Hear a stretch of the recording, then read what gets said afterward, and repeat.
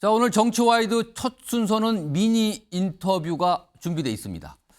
자, 박지원 전 국정원장 전화로 연결돼 있는데 지금 민주당 상황 여러 가지 변수도 있고요. 좀 복잡합니다. 이 내용, 민주당 상황을 좀 조목조목 짚어보도록 하겠습니다.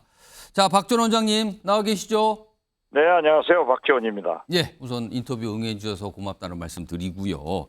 자, 우선 많은 분들이 좀 궁금해하십니다. 오늘 박지원 전 원장 인터뷰 한다니까 이 질문 좀 해달라고 하시는 분들이 계시더라고요. 뭐냐면 문재인 전 대통령이 어제 입원 중인 이재명 대표를 찾아가서 만났거든요. 그리고 단식을 만류하기까지 했습니다. 그런데 소용이 없어요. 지금 보니까요. 도대체 이재명 대표는 언제까지 왜 단식을 할 걸로 보십니까?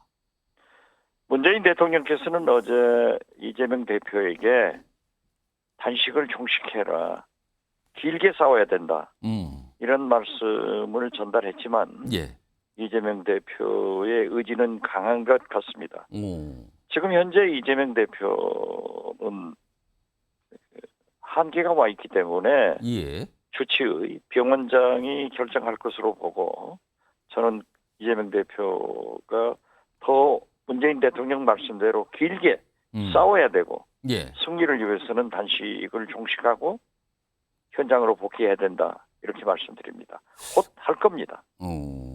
복귀는 하는데 정확한 시점까지 모르겠는데 그럼 구체적으로 제가 더 질문을 드리면은 지금 내일 체포동의안 표결이 잡혀 있잖아요. 그 결과가 나온 이후에도 단식을 지속할 걸로 보이십니까? 그것은 아직 제가 모르고 있지만은 예. 어떠한 경우에도 상관없이 예. 단식의 종료를 위해서 병원장이 노력해 줄 것이다. 이렇게 생각합니다. 그러니까 의료진의 조언이 강하게 있을 것이다. 이런 전망을 해 주시는 것 같네요. 네, 저는 그렇게 봅니다. 근데 이런 와중에 오늘 이재명 대표가 입장, 메시지라고 할 수 있습니다. 내일 표결 예정인 체포동의안 부결을 사실상 강하게 요청하는 입장, 메시지를 냈거든요. 근데 얼마 전에 당 일각에서는 이재명 대표가 가결 입장을 내야 당당해진다. 이런 의견과 주장들이 나왔었는데 그 주장과는 정반대의 입장을 낸 겁니다. 오늘 이런 입장이 나온 건 왜 그렇다고 보십니까? 당내에서 일부는 당당하게 영장실질심사를 받는 게 당연하다. 예. 이런 얘기를 하는 것은 극소수의 개인적 의견이라고 생각합니다. 김대중 대통령께서도 부당한 정권, 부당한 탄압에 대해서는 저항해라. 담벼락을 보고 욕이라도 해라. 이것이 행동하는 양심이고 예. 노무현 대통령이 깨어있는 시민정신이라고 생각합니다. 지금 현재 윤석열 정권에서 검찰이 정치하듯 수사를 하면서 야당 탄압, 제1야당의 대표를 아무런 증거도 없이 이러한 탄압을 하는 것은 부당하기 때문에 여기에 정의롭게 저항하는 것이 민주당 대표로서의 할 일이다. 그래서 이재명 대표가 그러한 의견을 개진했다. 저는 그렇게 해석합니다. 그럼 내일 표결 결과는 부결로 나올 것으로 예상하십니까? 저는 당연히 부결시켜야 된다고 생각합니다. 민주당이 만약에 예. 검찰의 손에 자기들의 운명을 맡긴다고 하면은 대한민국의 민주주의가 이틀어집니다. 예. 야당이 말살되는 거예요. 그리고 지금 현재 민주당의 분열을 획책하기 위해서 예. 검찰은 이재명 대표가 요구한 대로 당당하게 영장 실질심사를 받겠다라고 해서 비회기를 만들어줬습니다.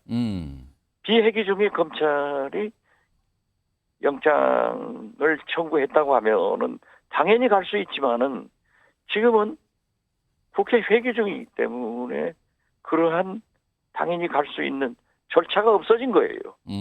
그렇기 때문에 국회 본회의 동의를 받아야 되고 그렇게 하기 위해서는 탄압받는 민주당의 운명을 검찰에 넘겨주는 그러한 불의의 검찰 조사에 협조하는 것은 오히려 정의롭지 못하다. 그래서 저는 민주당은 지금 현재 뭉치고 저항해서 이재명 대표의 체포동의안을 부결시켜야 된다. 이것이 이 시대의 정의다. 저는 그렇게 생각합니다.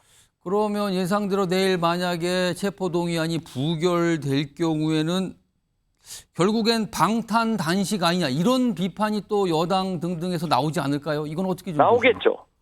그렇지만 그 방탄이 정의로워야 됩니다.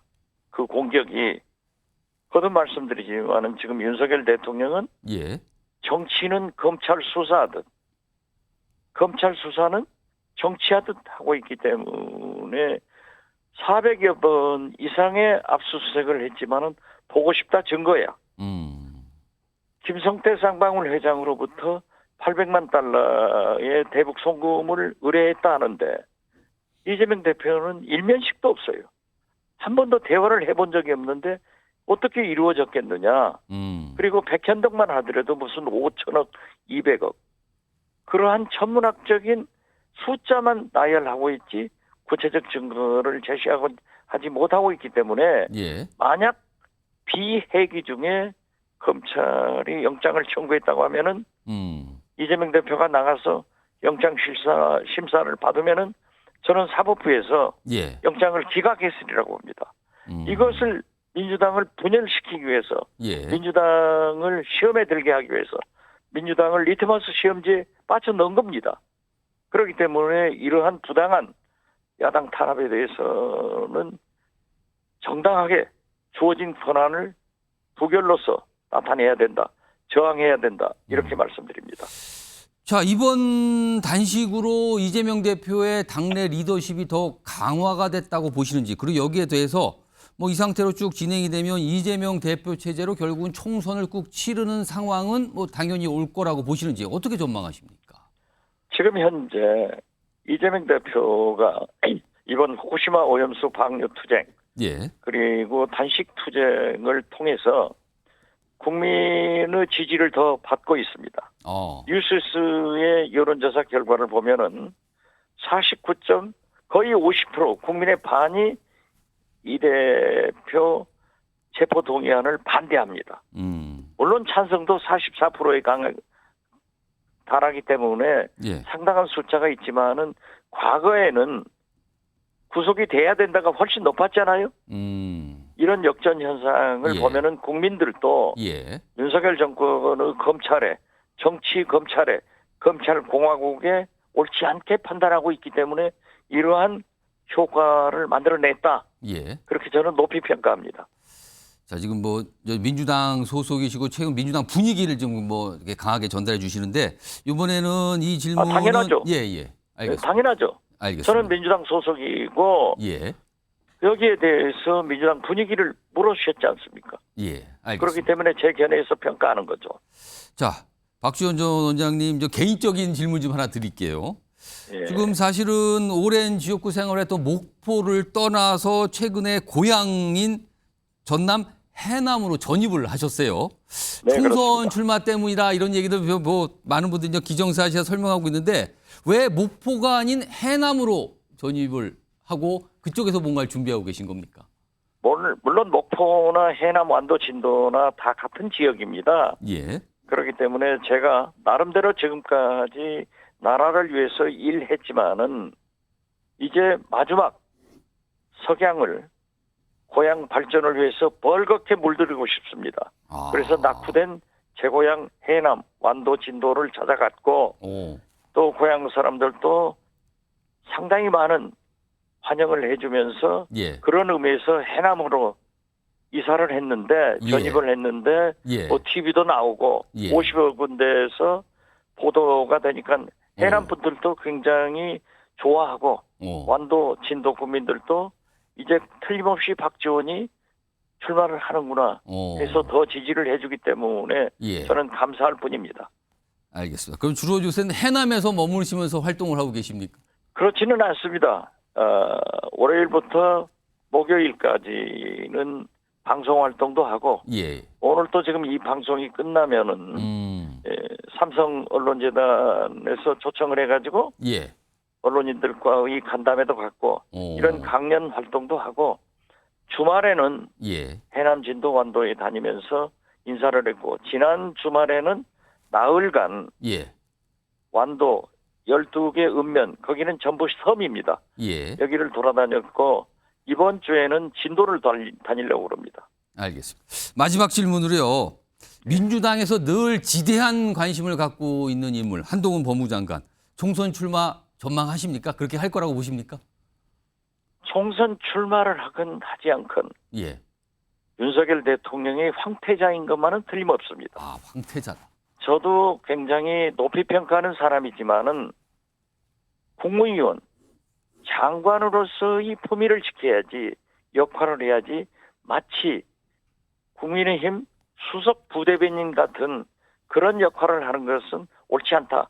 좀 더 겸손하고 오만하지 마라. 예. 이렇게 충고해주고 싶은데 저는 뭐 총선에 나오건 예. 대선에 나오건 그것은 윤석열 대통령과 한동훈 예. 법무부 장관이 결정할 문제이고 예. 그분의 장래를 위해서 좀 진중하고 겸손했으면 좋겠다 하는 충고를 보냅니다. 알겠습니다. 진중과 겸손 요 말로 뭐 대답을 대신했습니다. 알겠습니다. 오늘 말씀 여기까지 듣도록 하겠습니다. 지금까지 네. 박지원 전 국정원장이었습니다. 고맙습니다. 감사합니다. 자, 오늘 좀 민주당 당 상황과 관련된 질문에 여러 가지 얘기를 했는데요. 오늘 사실은요, 지금부터 준비된 주제도 오늘 요 인터뷰에서 나왔던 질문과 관련된 게 꽤 많이 들어 있습니다. 시청자 여러분께서도요, 채널 고정하시고 계속 들어주시기 바랍니다. 자, 다음 이슈는요, 키워드로 준비되어 있습니다. 보시죠.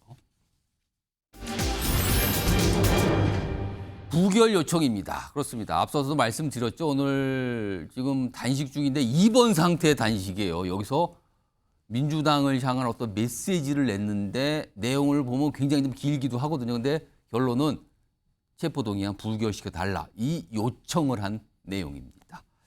자, 우선 화면 좀 보겠습니다. 이 메시지 내용을 좀 요약을 했는데 이런 내용이 핵심이에요.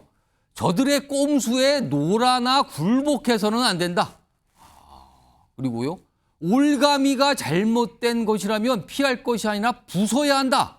여기서 말하는 올가미가 이게 구속영장 청구 뭐 체포동의안 이걸로 읽히네요. 하나 더 보겠습니다. 그러면서 상권 분립 얘기를 꺼냅니다. 헌법 질서 지키기 위한 국회의 결단이 필요하다. 여기서 말하는 결단은 부결을 뜻하는 걸로 읽어보면 누구나 상상이 됩니다. 근데요, 이게 오늘 글이 200자 원고지를 기준으로 보면 10장이나 되는 입장문이었어요. 양이 상당히 많습니다, 지금요. 지금 병상 단식 상태인데 굉장히 많은 글을 본인의 SNS를 통해서 올렸어요. 그리고 지금 그 핵심 내용만 전달해 드렸습니다. 자, 그럼요. 다음 준비된 영상은요. 요거는 시간이 한 몇 달 지났는데 이재명 대표가 최근에 본인의 어떤 수사, 그다음에 이 체포동의안 등등등 관련해서 내놓은 입장이 있거든요. 그동안. 그 내용 좀 정리했습니다. 들어보시죠. 저에 대한 정치 수사에 대해서 불체포 권리를 포기하겠습니다. 소환조사 100번이라도 당당하게 받겠습니다. 저를 보호하기 위한 국회는 따로 열리지 않을 것입니다. 회기 중에 영장 청구해서 분열과 갈등을 노리는 꼼수 포기하고 당당하게 비회기 때 청구하십시오. 이재명 대표의 단식은 체포동의안 표결과 연동되어 있기 때문에 체포동의안 이 표결이 이루어진 다음에 아마 단식을 풀어도 풀 거라고 생각합니다. 지금 무슨 수를 써서라도 이건 부결을 시켜야 되는 거예요. 그런데 단식 풀게 되면 안 되기 때문에 이 표결 될 때까지는 계속 단식을 갖다 풀지 않고 계속 끌고 갈 겁니다. 자, 그럼 여기서요. 오늘 나오신 네 분 패널 분들께 OX 질문 드리겠습니다. 앞에 OX 팻말이 있는데요. 질문은 이겁니다. 오늘 이재명 대표가 방금 소개해드린 그와 같은 체포동의안 부결을 요청하는 메시지를 나는 이거 낼 걸로 예상했다. 아니다. 전혀 예상하지 못했다. 예상하셨다면 O, 못하셨다면 X를 선택해 주세요. 들어주시기 바랍니다. 지금 이게 저를 중심으로 반으로 딱 나눴어요. 이게 공교롭게 지금 두 분씩.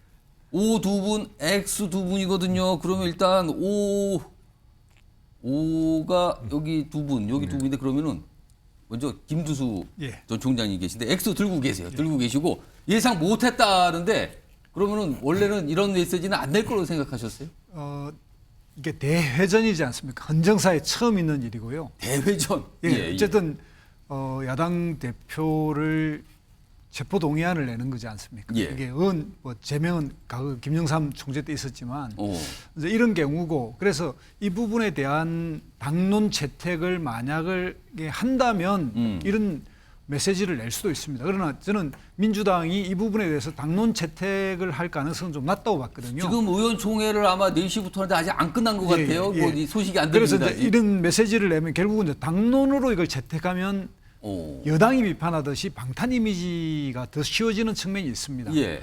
저는 그래서 민주당 국회의원을 믿고 예. 좀 더 성숙하고 세련된 메시지를 내지 않을까 이렇게 근데 봤고요. 사실상 당론 채택을 요청하는 듯한 내용이잖아요. 이게. 예, 그래 되면 결국은 이런 그 19일간의 단식의 어떤 정치적 의미 이런 것도 좀 축소됩니다. 아. 뭐 계속 여당에서 비판했듯이 이런 체포동의안을 피하려고 단식하는 거 아니냐 이런 쪽으로 좀 축소되는 측면도 있기 때문에 저는 만약에 제가 이재명 대표의 참모였다면 예.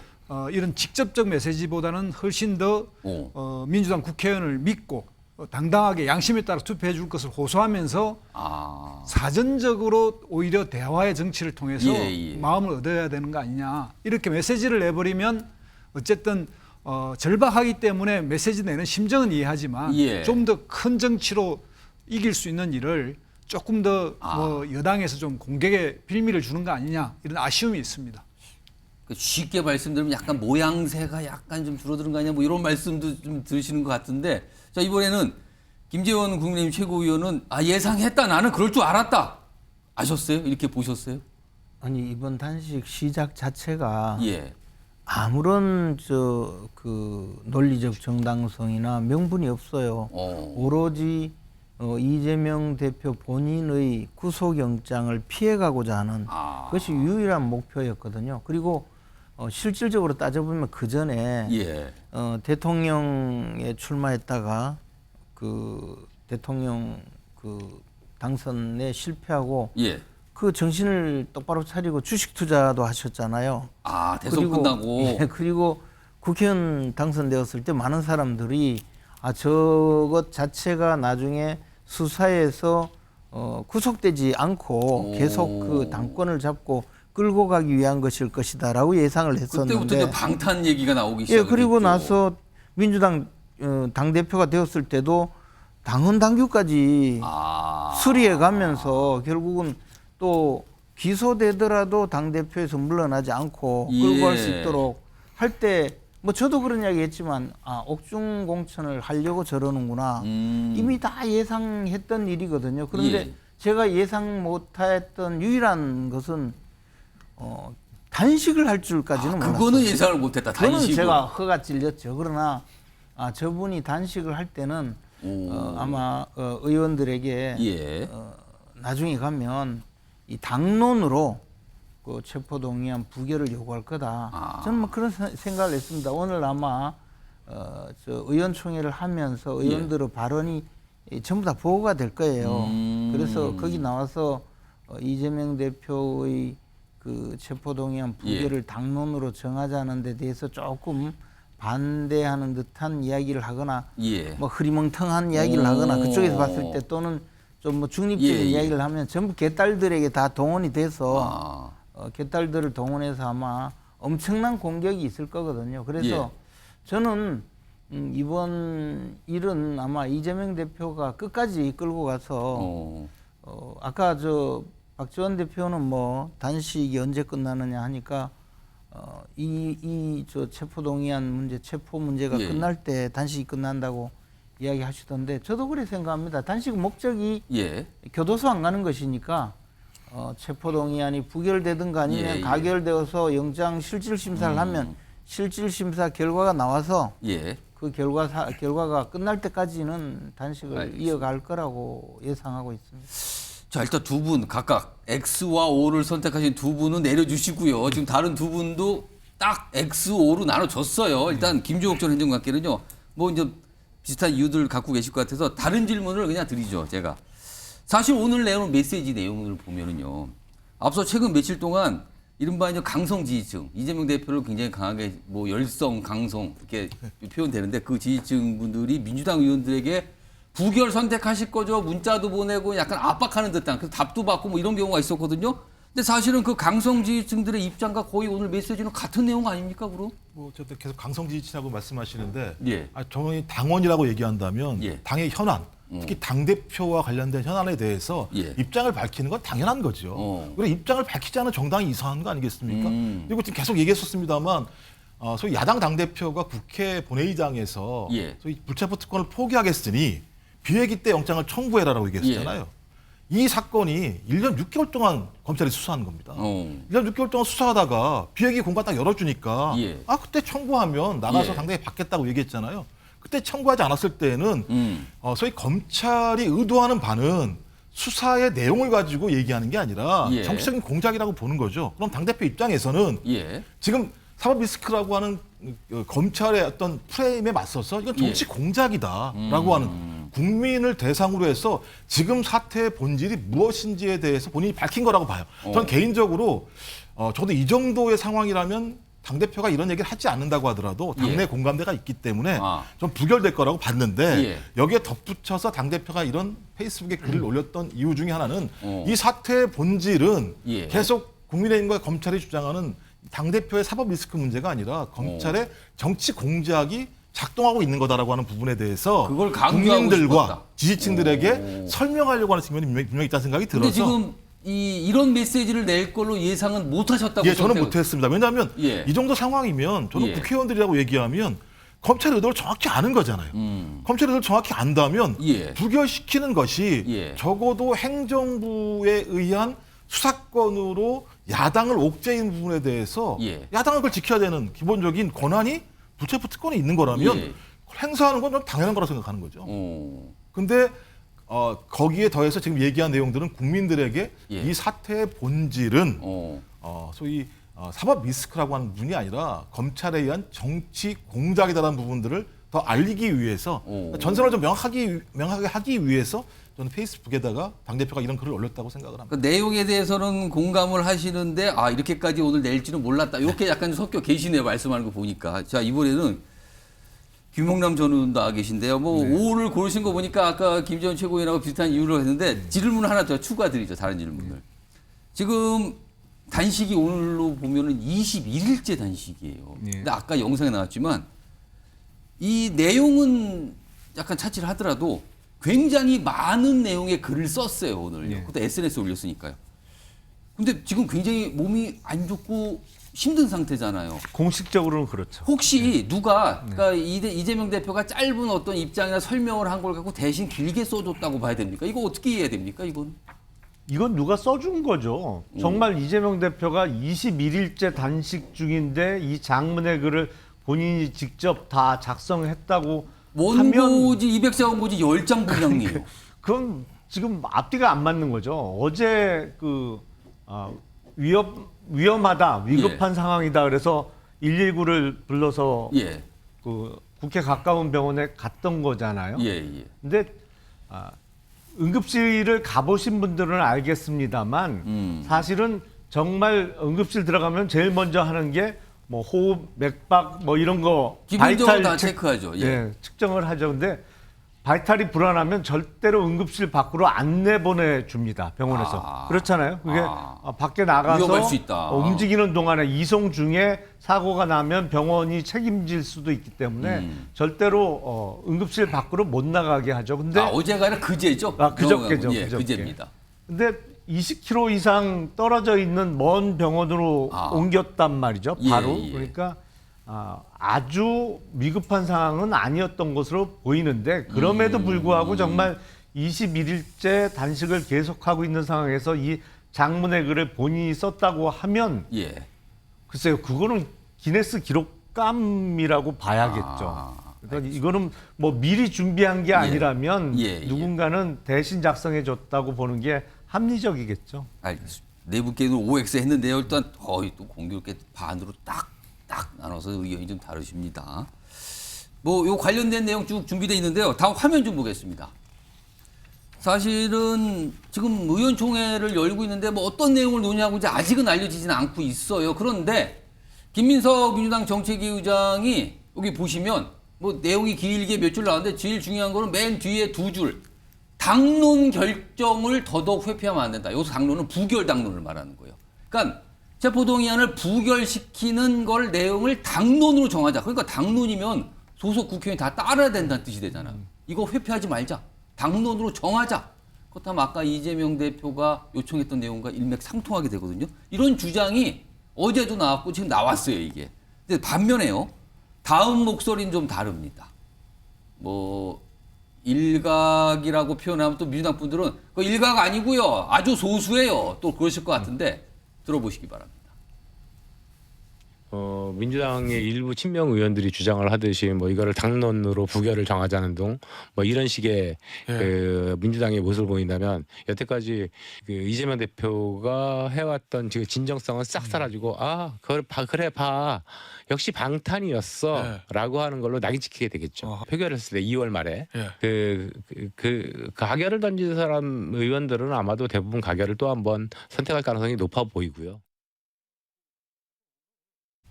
자, 김주우 전 총장님. 뭐 아무튼 의견이 관련된 뭐 의총에서 어떤 의견이 나온지 아직 모르겠어요. 알려지지 않아서. 근데 사실은 앞서 영상도 있었지만 이재명 대표가 앞서서 불체포 특권 포기 선언을 했어요. 근데 그러면서 동시에 또 그 이후에는 비회기 때 영장 청구를 하라. 그럼 기꺼이 간다. 네. 근데 비회기 때는 불체포 특권이 아예 적용 안 되는 거 아닙니까? 비회기 때는? 예, 그렇습니다. 근데 불체포 특권 포기하면서 비회기 때 영장 청구하라고 하는 거는 같이 갈 수 있는 겁니까? 일단 그 불체포 특권을 포기한다는 상징성을 이야기하는 거고 예. 그러면 비회기 그러니까 방탄의 국회를 열지 않겠다. 예. 그러니 방탄의 국회를 열지 않으니 나를 수사하려면 비회기에 소환하면 가겠다라는 거죠. 그러니까 그럼 기꺼이 영장실질심사 받겠다. 예, 그렇죠. 그렇게 해서 열어놓은 거고 문제는 이제 뭐 정당의 지금 현재 야당의 입장에서 보면 예. 초비상 상태고 저는 검찰로부터의 어떤 정치 공작적 어떤 이런 것이 진행될 때 예. 일치 단결해서 만장일치로 당론으로 채택할 수 있으면 얼마나 좋겠습니까? 그러나 이제 민주정당은 다양한 의견이 있고 또 거기에 계속적으로 상대방으로부터의 방탄이라는 이런 공격을 받아왔기 때문에 예. 민주당의 중도 확장성을 생각해 보면 굳이 당론으로 갈 것도 없다라고 저는 보고요. 그런 측면에서 국회의원들의 그 어떤 양심과 건강성을 믿고 당당하게 임하면 당연히 표결 결과는 나오는데 굳이 이제 당론까지 이야기하면 예. 좀 더 지금까지 이야기해왔던 민주당의 어떤 자신감이 왜 이리 없느냐 이런 생각이 오히려 듭니다. 김용남 전 의원은 불체포 특권 포기 선언은 그러면 그냥 그건 선언적 의미에 불과하다. 약간 이렇게 되는 건데. 그럼. 아니 지금 상황은 딱 그거죠. 이재명 대표가 불체포 특권 포기하겠다고 연설을 했더니 정말 포기하는 줄 알더라. 이거잖아요. 딱 그 상황이죠. 그러니까 지금. 진짜 포기하려 그러면은 가결을 하는 게 그게 표결이 그게 그렇죠. 포기인데. 그러니까 그것도 다른 자리도 아니고 예. 교섭단체 대표 연설, 국회 본회의장에서 국민들 앞에서 공공연하게 약속한 것을 지금 깨버리고 있는 상황이죠. 사실 그게 최근에 민주당의 혁신안 아니었습니까? 그거? 그렇죠. 근데 이게 약속은 깨야겠는데 구속을 피하고자 하면 약속을 깨야겠는데 깰 명분을 찾다 보니까 이제 8월 30일 날 갑자기 단식 선언을 하고 단식을 이어온 것이고 지금 예상했던 시나리오 그대로 흘러가고 있는 상황인데 아마 예. 내일 체포동의안이 부결된다 그러면 뭐 예. 하루 이틀 만에 단식 종료 선언이 나올 것이고 만에 하나 체포동의안이 통과가 돼서 가결이 되면 아마 이달 하순 그러니까 빠르면 추석 연휴 시작하기 전에 예. 영장 재판 날짜가 잡힐 텐데 예. 이재명 대표 입장에서는 만에 하나 체포동의안이 내일 통과가 된다고 하면 법원의 영장 재판 심사 결과가 나올 때까지 어쨌든 공식적으로는 단식을 이어가야 되는 상황이죠. 이게 또 여러 가지 또 수싸움처럼 또 비춰지기도 한데 다음 화면 좀 하나 보겠습니다. 이거 지난 2월에도 사실은 체포동의안 이재명 대표에 대한 체포동의안 처리가 국회에 있었잖아요. 당시 이제 부결됐었는데 그 내용 좀 보겠습니다. 당시에 보면은 가결 부결 딱 한 표 차였잖아요. 사실은 저 과반 넘어야 되는데 과반이 안 돼서 이제 부결이 돼버린 건데 그리고 무효 기권이 꽤 있었죠. 그 당시에 민주당 의원들 중에서 혹시 기권 무효, 그다음에 가결 쪽에 던진 의원 수가 30명 이상은 될 것이다. 이런 추산이 나왔어요. 모릅니다. 이건 무기명확해서 모르지만 그때 당시에 정치권과 언론에서 30명 이상은 되지 않을까 이렇게 추산이 있었거든요. 그리고요, 지금 강성지청, 이른바 뭐 개딸로 늘 표현되죠. 최근에 이제 문자를 보내서 뭐 확인하는 과정인데 그 CG, 영상도, 화면도 있으면 좀 지금 보겠습니다. 이겁니다. 그러니까 체포동의안에서 어떻게 할 건지 묻는 문자를 보내고 전화도 한다 그래요. 그래서 이 답을 하신 분은 저렇게 인증하는 것처럼 이렇게 뭐가 이 홈페이지 등에 올라가 있대요. 그래서 지금 부결하겠다라고 인증하신 국회의원이 민주당 의원이 한 80명 가까이 된다 그러죠. 그리고 무응답하면은 뭐 계속 뭐 문자를 보내고 그런다 그래요. 답을 안 하냐고 왜? 그러니까 굉장히 압박을 하고 있는 건데, 김재원 최고위원님, 내일 표결 결과 혹시 뭘로 예상하십니까? 뭐 저는 가결될 가능성이 높다고 봅니다. 가결이요? 네. 그러면은 체포동의안이 통과가 되고 그렇죠. 심사를 받게 됐다고 예상을 하시는 거예요? 왜냐하면 이제 민주당 자체가 우리나라 민주주의의 그 발전 과정에 굉장히 큰 역할을 한 정당이고, 예. 또 민주당이 아무리 뭐 지금 예. 이재명 대표가 저렇게 어느 날 갑자기 이 당권을 잡고 흔들고 있다고 하더라도 민주당 내의 구성원들은 굉장히 건전한 분들도 많이 있어요. 그리고 또 하나는 지금 왜 이재명 대표가 저렇게 단식을 하고 병원에 누워서 메시지를 올리고 하는지 온 국민이 다 알지 않습니까? 그럼 민주당 의원이 모르겠습니까? 그리고 예. 이렇게 계속 가면 민주당이 어떤 결과로 총선에 얼마나 패배를 하고 민주당이 장차 이 국민으로부터 얼마나 버림을 받을지 예. 그걸 생각하지 않겠습니까? 그렇게 되기 때문에 지금 온갖 뭐 수단을 다 동원하죠. 예. 심지어 문자를 보내서 가결할지 부결할지 응답해라 뭐 이런 압박도 하고 전화도 하고 하지만 저는 이렇게 생각합니다. 지난번에 무효표 또는 기권했던 분들, 그분들의 속마음은 그때는 뭐 좀 자신의 의사 표시를 못했지만 이번에 예. 그분들이 찬성표를 던지고 한 30명이 이 찬성표를 던지면 가결되는 것 아니겠습니까? 저는 민주당 내의 많은 분들이 이재명 대표로서 민주당이 계속 가다가는 민주당 자체가 해체되고 없어질 거라고 예. 생각합니다. 이재명 대표가 뭐 지금까지 이야기하면서 비회기 중이면 영장 청구를 하면 당당하게 가겠다 그런 주장을 했다고 하면서 또 수사를 받고 나와서는 증거 하나도 없더라. 변호인까지 그 이야기 있어요. 아니 비회기 중이든 회기 예. 중이든 법원에 영장 심사를 하는 것은 법원이거든요. 법원에서 가서 검찰에서 제출한 여러 가지 수사 서류를 보니 이재명 대표 스스로 주장하듯이 증거 하나도 없으면 영장이 기각될 것 아닙니까? 그러면 얼마나 국민들에게 이재명 예. 대표가 스스로 무고함을 예. 알릴 수가 있을 텐데 저렇게 그 힘들게 단식까지 해가면서 예, 또 예. 그동안 말 바꿔가면서 또 개딸들 동원해서 예. 직접 문자 보내가고 의원총회 열어서 이거 당론으로 채택하자 하고 또 당론 아마 지금 내부에서 발언하지 않는 사람들은 다 이거 나중에 찬성할 사람들 이렇게 예. 리스트에 오르고 해서 아주 분위기 수상할 거거든요. 이런 상황까지 만들어가면서 굳이 저는 유일한 목표는 교도소 가려는 거 아닙니까? 그러니까 그런 것을 민주당 의원들이 예. 다 알고 있는데 저는 가결시켜서 예. 이것을 사법부의 판단을 거쳐서 민주당의 앞날을 결정하고자 하는 민주당 내의 예. 의원들이 30명은 넘을 것이다. 그렇게 생각합니다. 알겠습니다. 가결 전망을 해주는데 이게 듣고 보니까 민주당 분들을 비판한 것 같기도 하고, 근데 아까 이제 박지원 전 원장은 뭐 당연히 부결이다, 부결시키다 이렇게 했거든요. 이게 좀 다른데 내일 이 시간쯤이면 아마 결과가 나와 있지 않을까 예상이 됩니다. 그리고 그 결과에 따른 여러 가지 반응들 있겠죠. 내일 한번 기다려 보고요. 다음 주제로 갈 텐데요. 구속영장 청구가 됐고요. 구속영장 내용이 좀 하나 둘씩 많이 알려졌죠, 지금요. 자, 우선 이재명 대표가 그동안 본인의 혐의하면서 얘기를 내놓은 게 있습니다. 그 내용부터 좀 들어보겠습니다. 제가 검찰에 진짜 배임죄는 용도 변경을 조건으로 땅을 팔았으면서 용도 변경 전 가격으로 계약한 식품연골이나 이를 승인한 국토부가 이 조폭 불법 사채업자 출신의 부패 기업과 함께 100억이나 되는 벌금을 북한에 대신 내주라고 하는 그런 중대 범죄를 저지를 만큼 제가 어리석지 않습니다. 그러니까 이재명 대표 얘기는 그거예요. 증거 없다. 그리고 나는 관여한 바 없다. 검찰에서 막 몰아가는 거다. 이거잖아요, 지금 얘기는. 그런데요, 구속영장 청구 내용이 많이 알려졌죠? 화면 보겠습니다. 여기 보시면요, 백현동 건, 그 다음에 대북송금 위중교사 세 가지죠, 크게는. 그리고요, 이거에 대해서 구속영장 청구서에 가능한 형량에 대해서 써놨어요.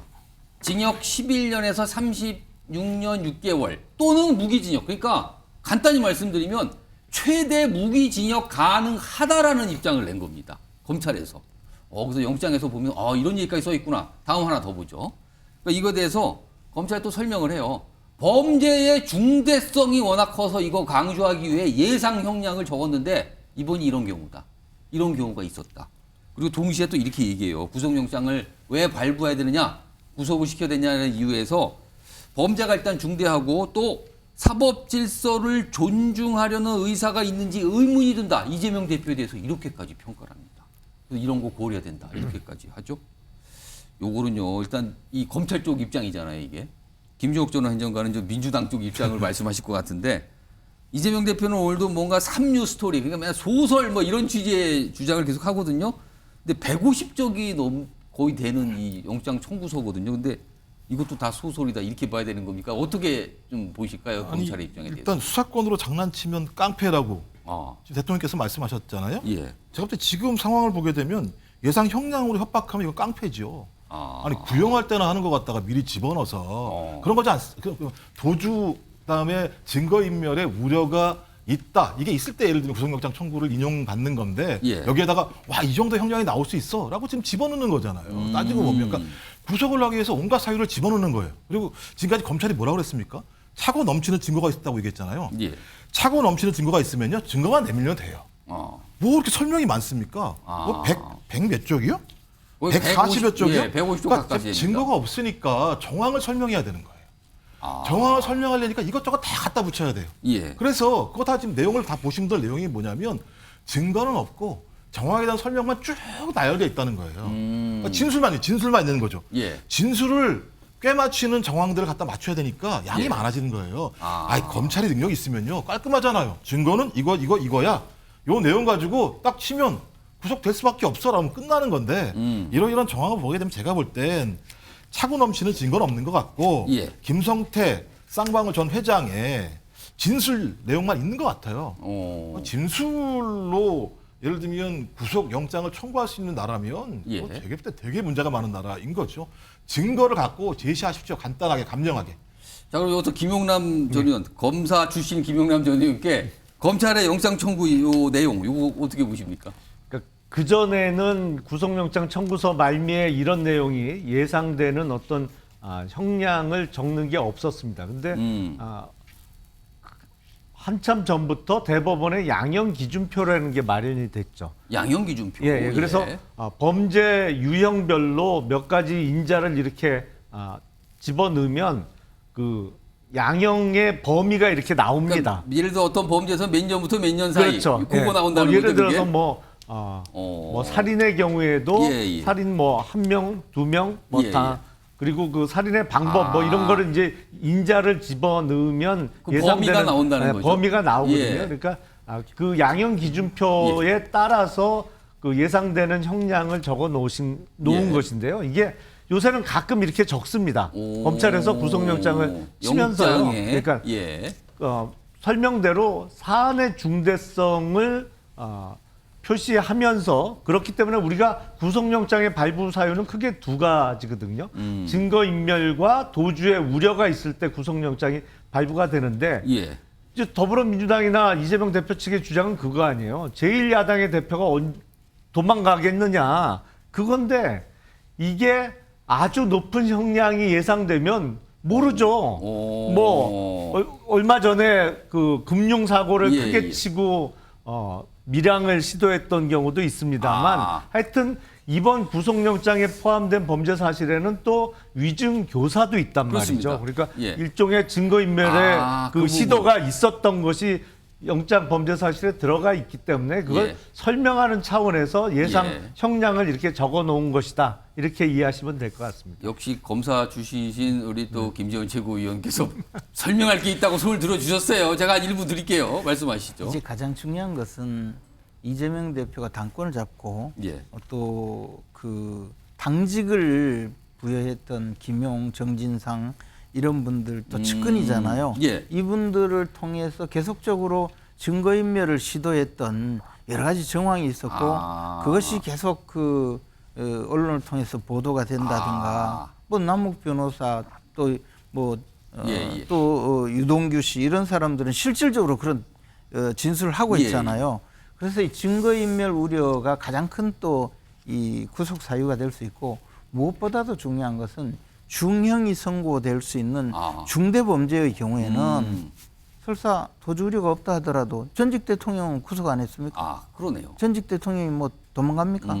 그래서 중대 범죄의 경우에 구속하는 것이고요. 영장이 그럼 왜 이렇게 그 분량이 늘어나느냐? 여기서 이제 이런 문제가 있겠죠.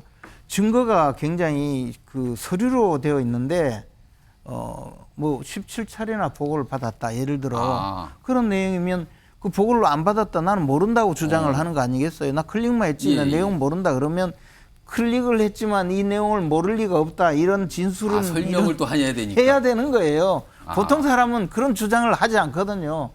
클릭했고 자기가 서명을 했으면 다 그것에 대해서는 내가 서명을 했지만 뭐 내용을 뭐 이렇게 알았다든가 그렇게 하는데 이분은 그게 아니거든요. 그러니까 설명을 많이 해야 되는 상황이고 뭐 저도 뭐 수사 기록을 읽어본 건 아니지만 이재명 대표라는 아주 특수한 인간성, 인격성 또는 또 그 수사받는 태도 심지어 자기가 진술해놓고 마지막에 가서 서명을 거부하잖아요. 이런 분에 대해서 영장을 청구할 때는 그에 대한 많은 설명을 해야 될 거예요. 알겠습니다. 그래서 아마 분량이 늘어날 것으로 생각됩니다. 두 분 검사 출신 정치인 두 분의 설명을 좀 들어봤습니다.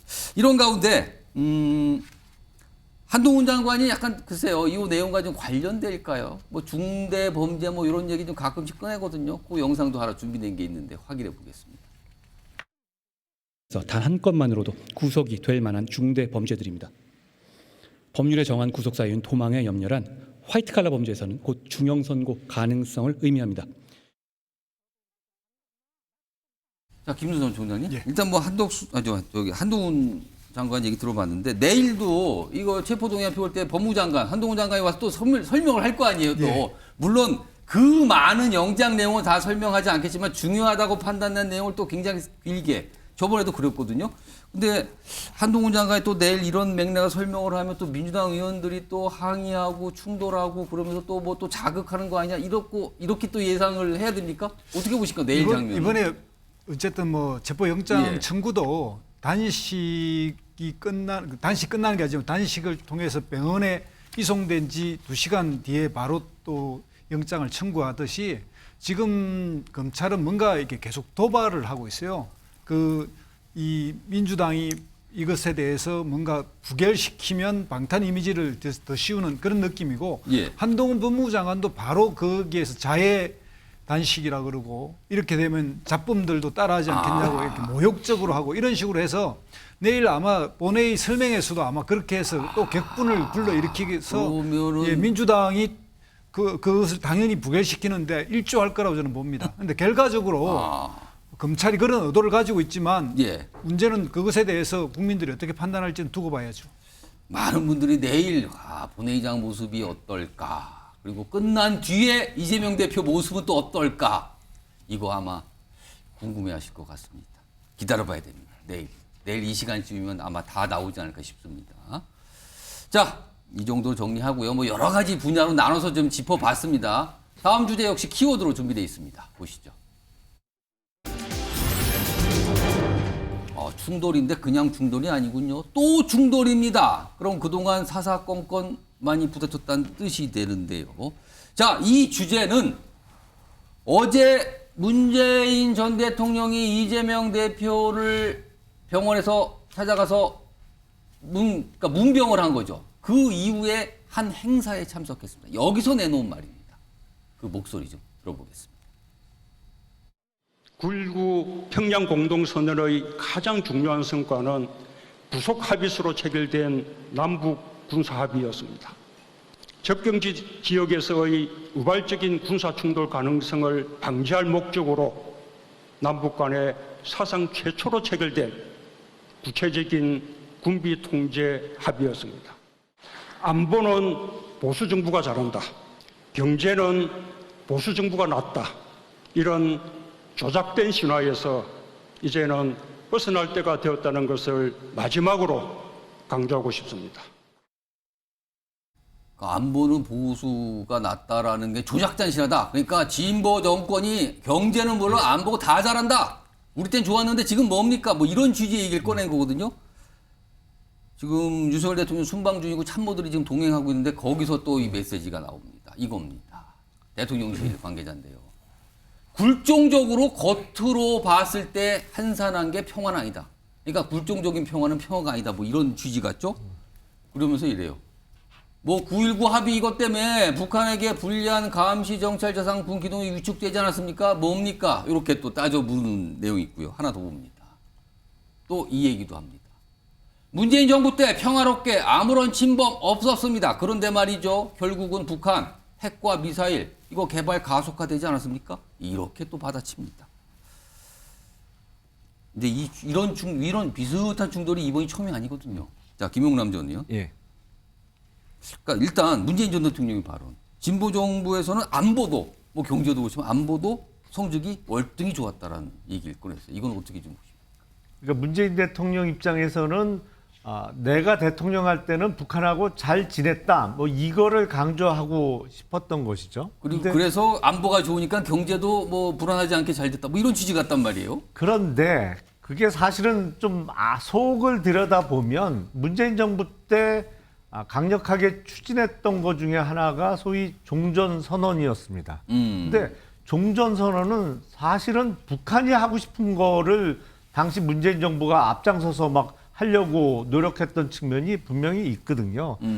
종전선언한다고 정전협정이 파기되는 게 아니라고 그때는 주장을 했습니다만 논리적으로 종전선언이 이루어지면 다 무산될 수밖에 없어요. 그게 단계적으로 이제 우리의 안보가 심각한 위협에 처해질 수밖에 없는 프로세스를 본격적으로 시작하려고 했던 건데 그러면 북한이 뭐 침범할 이유는 없겠죠. 북한이 하고 싶은 얘기 대신해주고 할 일을 앞장서주고 그러면요. 그리고 특히 이제 문재인 전 대통령이 어제 경제와 관련해서도 말씀을 하셨는데 이거는 최근에 문제가 되고 있는 부동산 관련한 통계 조작 있잖아요. 이것 때문에 경제도 우리가 잘했다라고 그걸 강조한 거다. 그걸 강조하면서 집어넣은 것 같아요.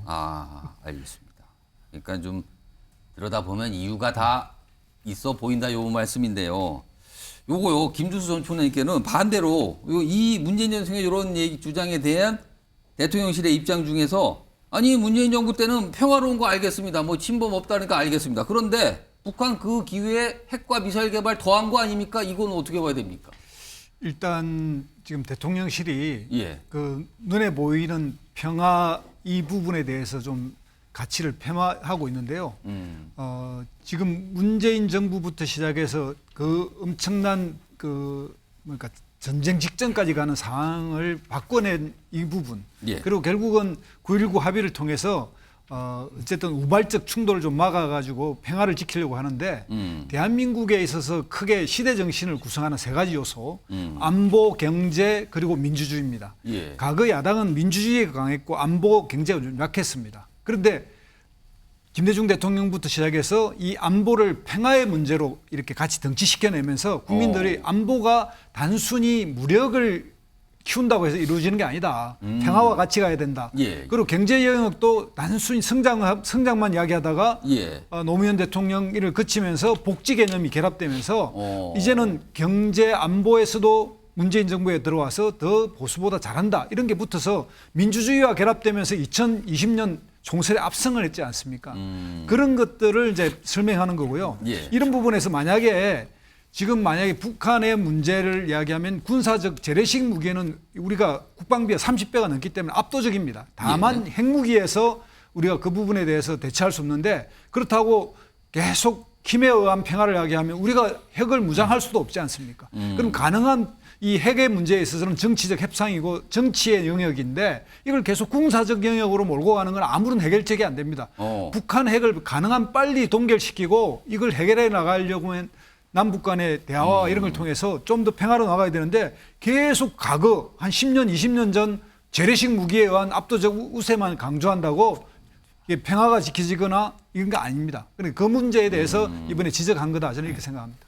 예, 김지현 측은. 뭐 북한 핵 문제는 어쨌든 미국과의 그 한미 그 동맹을 굳건히 해서 미국의 해구산으로 우리나라를 방어하는 수밖에 없겠죠. 우리가 이제 핵무기를 개발하지 않겠다는 그런 NPT에 가입한 이상 그리고 사실 문재인 정권 때 보면 뭐 대통령을 향해서 대통령의 그 급에 맞지도 않는 김여정이 뭐 삶은 소대가리가 하늘을 보고 웃고 있는 뭐 소리다 뭐 이렇게 이야기해도 끽소리도 못하고 우리가 지어준 남북 경제 그 연락소 그 건물을 폭파시켜도 끽소리도 못했잖아요. 그리고 심지어는 우리 그 해수부 공무원이 피살되는데도 오히려 그걸 바꿔가지고 결과를 바꿔서 그 형이 지금까지도 계속 문제 제기를 하도록 만들고 또 무슨 서해에서 그 우리 천안함 그 장병들의 그 승국 내지는 전사 행사에는 대통령이 가보지도 못하고 이러한 굴종적인 자세로 계속적으로 이 나라의 자존심과 방어력을 위태롭게 해온 것이지 그것을 평화라고 이야기하면요. 그러면 옛날에 조공을 바치던 속국하고 뭐가 다르냐는 거죠. 잠깐만요. 지금 말씀하시는 거 속보가 들어오는데요. 자녀 21이 정경심 가석방이 허가가 됐군요. 그동안 가석방이 신청되는데 뭐 건강상 이유를 들었는데 가석방이 허가가 됐습니다. 지금 수감 상태죠? 이제 재판이 끝난 상태에서 지금 수감 중이었는데 자녀 21이 정경심 가석방이 허가가 됐다는 속보가 지금 방금 들어왔습니다. 이것도 좀 기다려 봐야겠네요. 구체적인 내용 어떤 이유도 설명되겠는데 일단 이 속보로 들어왔습니다. 이것도 여러 가지 반응이 있겠는데요. 요거에 대해서는요. 일단 좀 기다려 보도록 하고요. 지금 전 문재인 전 대통령 발언에서 세 분 말씀하셨는데 다음이요. 요거는 내용 문제가 아니라 문재인 전 대통령이 이런 현안에 대한 입장을 자주 밝히고 있단 말이에요. 뭐 글로도 밝히지만 어제는 직접 말로 밝힌 거란 말이죠. 이거에 대해서 또 여러 가지 또 평가와 얘기가 있습니다. 그 내용 좀 들어보시죠. 현직 대통령이 국민 통합의 중심이고 국가의 얼굴이셨던 분이 이 정쟁에 자꾸 끌려 들어오면 또 본인이 도발하기 시작하면 본인 가치가 떨어지는 겁니다. 그래서 나라를 위해서도 국민을 위해서 특히 본인을 위해서라도 외국에 좀 나가 계셨으면 좋겠다. 그래서 국내 정치에 개입하는 발언을 안 하시는 게 좋겠다는 생각이 듭니다. 잊혀지고 싶고 가만히 계신 분을 누가 불러내냐 여의도 정치로. 저는 국민의힘과 윤석열 정부라고 봐요. 작금의 상황이 국가 원로로서 전직 대통령으로서 그냥 가만히 계시는 게 맞냐라는 질문을 던지고 싶습니다. 원로로서 그래 조용히 계시는 게 맞냐라는 판단을 하시지 않았을까라는 생각이 들어요. 그러니까 문재인 전 대통령의 현안에 대한 입장 이거에 대해서 시각이 갈리는데 김종욱 전 행정관 입장을 좀 바꿔서 문재인 정부 때 만약에 전직 대통령이 문재인 정부나 문재인 대통령이 어떤 정책 활동이랑 관련된 활동에 대해서 계속 반박을 하고 비판하고 그랬으면은 민주당이나 당시 청와대가 뭐라고 했을까요? 반박할 수가 없었죠. 탄핵당한 정부가 뭘 어떻게 반박을 할 수 있겠어요? 탄핵을 됐으니까 반박이 안 되는데. 적어도 예를 들니까 예. 탄핵당했다는 건 국민들의 압도적 다수가 당신들 이제 통치하지 마. 그리고 또 국민의힘 과거 당에 계셨던 분들 나오셔가지고 예. 탄핵에 찬성하셨잖아요. 그런 시스템화에서 예를 들면 그 당시 정부에 대해서 문제 제기할 수 있는 예. 정치적인 집단이 없었던 면들이 분명히 있고요. 뭐 그렇다고 하더라도 말씀하신 것처럼 비판을 한다면 건전한 토론을 하면 되는 거죠. 비판할 수 있는 거죠. 아니 민주주의 사회에서 비판 못합니까? 비판할 수 있는 거 생각이 드는 것이고 만약에 그 당시에도 국민의힘 자유한국당에서 계속 문제 제기했었죠. 안 한 거 아닙니다. 안 한 것처럼 말씀하시는데 엄청나게 비판하셨고 자유한국당 외부에 계신 분들은 예. 아스팔트 나가셔가지고 문재인 대통령 탄핵도 얘기했었어요. 그러니까 지금과는 다른 것처럼 그러니까 지금에서 이런 얘기를 하시는 건 그 당시 두 개 비교해 보게 되면 예. 여야는 항상 갈등하면서 서로 싸우고 토론하는 겁니다. 그리고 마찬가지입니다만 문재인 대통령이 먼저 얘기했습니까? 아니 본회의장에서 예. 상임위에서 대통령실에서 계속 전 정부 탓을 말씀을 하시면 계속 막고 있어야 됩니까? 거기에 합당한 토론을 하면 되는 거죠. 토론을 하자고 얘기해서 예. 9.19 합의가 그렇게 중요하다고 얘기했더니 왜 전직 대통령이 정치에 개입하냐고 얘기를 해요. 그럼 먼저 이런 문제 제기하지 마십시오. 지금 잘하시면 예. 9.19 합의 잘 지키시면 안보에 불안이 없으면 예. 왜 전직 대통령이 서울에 올라와서 그 행사할 때 이런 말씀 하시겠어요? 제가 볼 땐 토론은 좀 거기에 맞는 격에 맞는 토론을 했으면 좋겠고 계속 전직 대통령을 공격하면서 현직의 문제점을 갖다가 예를 들면 나름대로 타고 넘어가려고 하는 이런 버릇은 좀 고치셨으면 좋겠어요. 그러니까 이거에 대해서 지금 사실은 계속 뭔가 충돌이에요. 뭐가 현안이 발생하면 여기 입장인데 이제 문재인 대통령이 등장하는 경우가 요새 잦아지니까 여기서는 아니 전직이 왜 또 나섭니까? 뭐 이런 시각이 계속 맞서고 있는 상황이 좀 반복되고 있습니다. 자, 이런 가운데요. 다음은요. 이재명 대표와 문재인 전 대통령의 관계에 대해서 좀 한번 짚어보겠습니다. 어제 문 전 대통령이 문병을 갔는데 그 자리에서 사실 문 전 대통령에게 싫은 소리를 하는 사람들이 있었거든요. 그 목소리 좀 확인해 보겠습니다.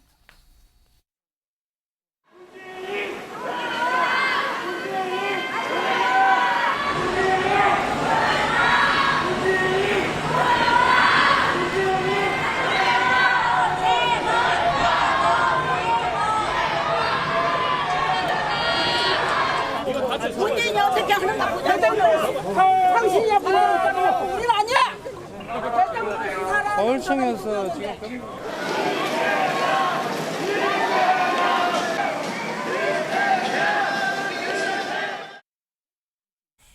출당 이런 목소리 되는 건 누가 봐도 이재명 대표의 지지자인데요. 그러니까 굉장히 분위기가 저렇었거든요. 다음 보겠습니다. 이재명 대표가 그래서 바로 어제 입장을 좀 냈어요. 뭔가 말리는 입장이죠. 그러니까 이재명 대표는 문 전 대통령은 당의 큰 어른인데 이렇게 지지자라고 해서 어떻게 비난합니까? 이거 안 됩니다라고 말리는 입장을 냈어요. 자, 그러니까 많은 분들이 또 여러 가지 기억들을 막 떠올리고 계시거든요. 김재원 최고위원, 정치권 오래 보고 계셨으니까. 이재명, 문재인 두 정치인의 관계를 평가하신다면, 설명하신다면 어떻게 하시겠습니까? 어쨌든 지금 상황에서는 이재명 대표는 문재인 전 대통령의 도움이 절실하죠. 그렇죠. 필요한 걸로 보여요. 아무래도 지금. 당연히 절실하고 그런데 마음속으로는 문재인 대통령이 뭔가 정치를 잘못해서 5년 만에 내가 대통령 후보가 되었는데도 전직 대통령 내가 대통령 될 수 있는데 누구 때문에 이겁니까? 그러면? 그런 마음이 좀 있을 거라고 봐요. 지지자들은 그런 걸 생각하는 겁니까? 그런 것도 있고 또 그 내부에 뭐 역학관계가 좀 있지 않습니까? 민주당 내에도 그 과거에 이제 우리 당에서도 김영삼 전 대통령과 이회창 그 총재 사이에 뭐 나중에는 이회창 총재가 김영삼 전 대통령 화형식을 해서 김영삼 대통령이 사실상 그 대선 후보 경선에 패한 이인재 후보를 대선에 출마시키는데 역할을 했다. 그런 오해를 받고 실질적으로 그렇게 해서 정권 교체에 실패를 했죠.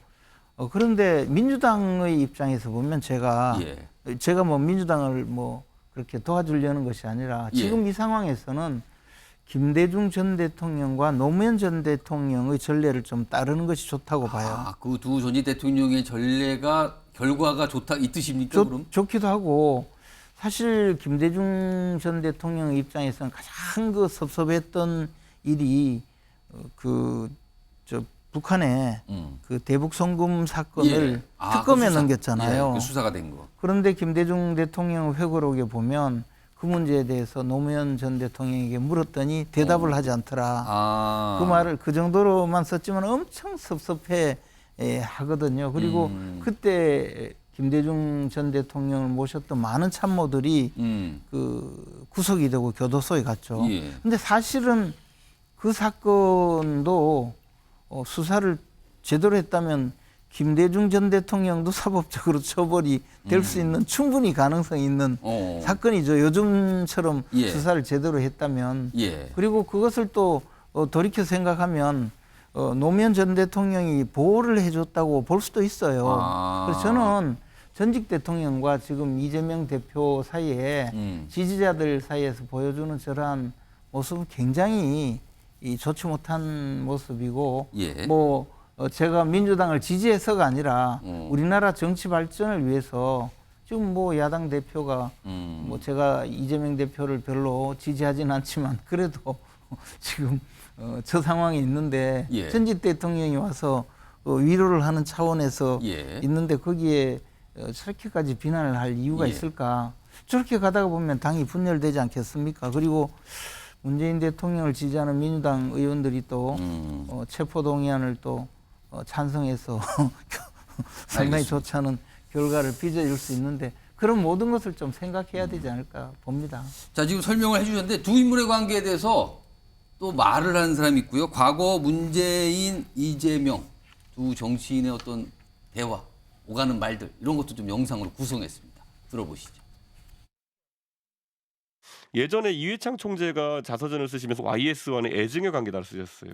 그 의미가 뭐냐면은 이분이 나를 도와줬으면 내가 대통령일 텐데 첫째, 두 번째 그래도 어느 정도 이제 같은 진영이니까 기분이 이제 애틋한 건 있다. 아마 이재명 대표가 누워 있으면서 하는 생각이 비슷했을 겁니다. 오신다 그랬을 때 만감이 교체했을 겁니다. 이게. 사이다 맞습니다. 어쨌든 사이다는 금방 또 목이 마르잖아요. 탄산음료가 밥은 아니죠. 고구마는 배가 든든합니다. 저는 든든한 사람이다. 배고프고 이럴 때는 갑자기 고구마 먹으면 목 체하잖아요. 그래서 목 좀 죽이고 사이다로 그러고 난 다음에 고구마로 든든하게 배 채우고 열심히 하면 되지 않을까 생각합니다. 대선은 결국은 국민들이 더 나은 미래를 위해서 주도자를 선택하는 것이라고 생각합니다. 저는 이제 경기도지사로 우리 문재인 정부 일원 아닙니까? 문재인 정부 성공, 역사적인 정부로 나도록 저도 최선을 다하도록 하겠습니다. 김준수 전 총장님, 애증 관계인가요? 고구마 얘기까지 하면서 살짝 뭔가 이렇게 비판한 것 같기도 하고. 라이벌이라면 당연히 그러겠지만 이제 그 문제의 그 말단은 2017년 대선인데요. 2017년 대선 그 와중에 이렇게 경쟁이 좀 세게 붙다 보니까 원래 이제 문재인 대통령이 이재명 당시 성남시장 보고 페이스메이커로 한번 같이 뛰자 이렇게 제안을 했답니다. 그런데 하다 보니까 이제 이재명 대표 자신감이 붙어가지고 격렬해졌고 여기에 이제 지지 세력의 손가락 혁명군이라고 이렇게 좀 그 네티즌들끼리 열렬 당원들이 모였는데 이 사람들이 좀 오바를 많이 했어요. 또 그때도 지지자가 오바를 한 겁니까? 그래서 이제 그게 점점 덧이 나고 그러다 보니까 이제 경기도지사 선거 때 그 부분이 더 첨예해져 가지고 법률적 문제까지 막 가고 그래 가지고 지금도 일부의 저런 이제 그 열렬 당원들이 있는데 저런 분들이 저렇게 이제 문재인 대통령에 대한 탈당이나 이런 걸 요구하고 이런다라면 사실상 정치적으로 보면 이적행위에 가깝죠. 그러니까 오히려 같은 편이 아니라 자기는 같은 편이라고 이야기하지만 모든 행동이 상대방을 도와주는 행위를 하고 있는 그런 행태로 봐서 결코 바람직하지 않죠. 저게 금방 없어질지 어떤지 모르겠습니다. 워낙 보니까 이게 한두 해가 된 거 아닌 것 같다는 느낌이 좀 들거든요. 자, 다음 주제는요. 어제 있었던 대법원장 인사청문회 얘기인데요. 이균영 후보자인데 어제 참 똑같은 표현, 지금도 오늘도 이틀째 진행 중인데 똑같은 표현을 많이 썼어요. 송구하다, 죄송하다, 반성한다. 일단 첫 번째 영상 확인해 보겠습니다. 우리 후보자가 가장 많이 하신 말씀이 뭔지 아세요? 송구스럽다는 말씀 드린 것 같습니다. 이 비상장 주식에 대해서 재산 등록에서 누락을 해왔습니다. 예, 매우 송구스럽게 생각합니다. 이 부분들이 촘촘히 빠져 있는데요. 어떻게 설명이 가능하십니까? 예, 그 부분도 송구스럽게 생각합니다. 다른 사람들한테는 엄정하게 법의 규칙 다 따르라고 하시잖아요. 근데 이제 송구하고 몰랐다로 끝나요? 사퇴하실 의향 있으세요? 없으세요? 저는 사실대로 말씀드린 건데 아무튼 죄송합니다. 웃음이 나오세요 지금? 아닙니다. 그러니까 어제 송구합니다, 죄송합니다 이런 걸 따져보면 20번 가까이 했다 이런 얘기 있거든요. 자, 그리고요. 이런 모습도 있었습니다. 하나 더 보시죠. 김현장 아들 법률사무소의 아들이 인터넷 등거에 대해서 아빠 찬스 아니었다라고 이야기하셨어요. 만약에 아빠 찬스임이 밝혀지면 사퇴하실 의향이 있으십니까? 예. 후보자가 시대 역행하면서 감형을 해준 거라고 저는 봅니다. 디지털 성범죄의 극악무도함이 엠번방 사태로 만천하에 드러났는데도 불구하고 이런 논리로 4년을 감형을 할 수 있습니까? 대법원장으로 취임하시게 된다면 법원이 좀 성인지 감수성에 더 배려를 하는 좀 그런 재판을 할 필요는 저는 있다고 생각합니다. 지적에 전적으로 공감합니다. 예. 김영남 의원님 어떻게 보셨습니까? 그냥 죄송 송구가 참 많이 나왔어요 어제. 근데 원래 인사청문회 모습이 저랬죠. 그런데 최근에 국회에서 벌어지는 상황을 보면 상임위가 됐던 아니면 대정부 질문을 통해서 의원들에 대해서 한껏 이렇게 국무위원이나 후보자가 자세를 낮추던 게 요새는 오히려 드물어졌죠.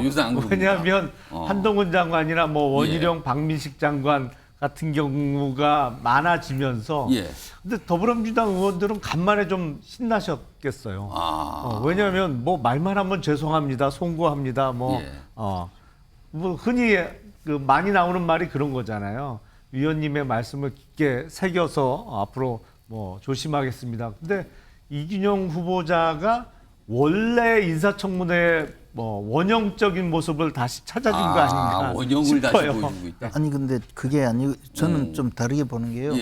대법원장은 국회 동의를 받아야 되거든요. 그렇습니다. 동의사항이에요 이거는. 야당에서 동의를 해줘야 되거든요. 그래서 표결에서 야당이 만약에 부결시키면 안 돼요. 그렇습니다. 근데 거기 대고 무슨 이야기를 지금 하겠어요? 그러니까 굉장히 한껏 낮춰야 되는데 사실은 재산 관련 얘기가 참 많이 나왔거든요. 근데 몰랐다, 죄송하다, 송구다 이게 좀 반복돼서 굉장히 많은 분들이 기사로 다뤄주고 있고요. 다음은요.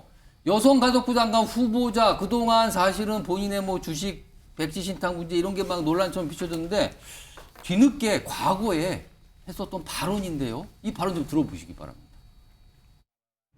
임신을 원치 않지만 예를 들어서 너무 가난하거나 남자가 도망갔거나 강간을 당했거나 어떤 경우라도 여자가 아이를 낳았을 적에 사회적 경제적 지원 이전에 우리 모두가 좀 부드럽게 받아들일 수 있는 톨러런스라고 할까요? 이런 거가 있으면 사실 여자가 저는 어떻게 쓰든지 키울 수 있다고 봐요. 아마 이런 식의 사회적 분위기가 팽배돼 있다 보니까 낙태라거나 아니면 낳아서 버리거나 아니면 입양을 시키거나. 김준선 총리. 그러니까 말한 취지를 보니까 출산을 어떻게든 아이가 나오면 이거 사회적으로 잘 키워야 된다는 뜻인데 거기에 성폭행을 통해서 아이를 낳아도 이런 것까지 다 낙태 이런 얘기까지 했거든요. 이거 뭡니까 이거는? 일단 생활이나 이런 아주 어려운 현재 상황이나 이런 걸 잘 깊이 체험했지 못했던 뭔가 이렇게 지식인 냄새가 풀풀 풍기면서 예를 잘못 든 거죠. 이제 여기에 이제 성폭행 강간까지 예를 같이 들어버리니까. 거기다 집어넣었을까요? 너무 잘난 체하다가 생긴 오바인데 저게 지식인 인텔리겐차라고 할 수 있는 본인 그렇게 생각해서 좀 잘난 척 하려고 하다가 오바를 한 건데 저런 식으로 우리 사회에 아주 깊숙이 어려운 그 상황에 이렇게 전착하지 못하고 저렇게 잘난 척하다 보면 저런 이제 실수들이 나오게 됩니다. 그래서 제대로 정책을 세우려면 여성가족부 부분에 이 부분을 제대로 하려면 저 부분을 반성하고 좀 제대로 자기를 다시 한번 성찰했으면 좋겠습니다. 잘난 척이라는 표현은 김주수 전 총장님의 개인 의견을 밝혀드리고요. 한 1분 정도 시간인데 김지욱 전 행정관 어떻게 들으셨습니까? 제가 저 볼 땐 얘기? 김행 여가부 장관 지명자 같은 경우는 예. 여러 가지로 제가 볼 때는 함량 유달인 것 같아요. 그래서 본인이 한 얘기가 있습니다. 드라마틱하게 엑시트하겠다고 얘기했는데요. 저는 인사청문회 하기 전에 예. 드라마틱하게 엑시트하는 게 맞아요. 왜냐하면 이 정부에 부담이 될 수밖에 없습니다. 그리고 여성분들이 이런 얘기하면 김행 장관 후보자에게 좋아하겠습니까? 전 그래서 좀 빨리 좀 한번 좀 고집을 좀 꺾으세요, 대통령께서도 이번 참에. 김용남 저는 마지막으로 한 30초 정도 시간인데 어떻게 보셨어요? 우선 최근에 그 대통령 국정 지지도가 여론조사에 따라서 차이는 있습니다만 좀 떨어지는 게 많이 있습니다. 근데 이거는 다른 요인보다 지금 세계 부처의 개각이 진행 중인데 그 개각 발표가 좀 영향을 미친 것이 아닌가 싶어요. 그래서 약간 걱정을 하시는 것 같은데. 걱정은 되죠. 그래서 국정 지지도를 갉아먹는 인사는 조금 피해야 되지 않을까 싶습니다. 알겠습니다. 일단 반응이 안 좋네요, 지금. 일단 알겠습니다. 기다려 보겠습니다.